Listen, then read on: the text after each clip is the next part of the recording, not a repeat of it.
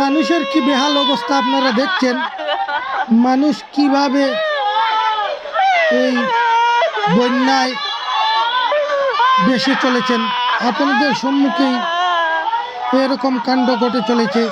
আজ মানুষ কুলকা হারা হয়ে নিরুদ্দেশের পথে চলে পড়েছে। আপনারা দেখছেন সেই ভিডিওটি।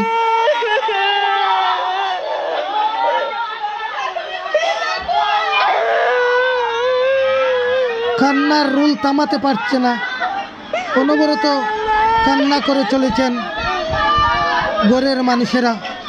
কি বিপর্যস্ত হাল।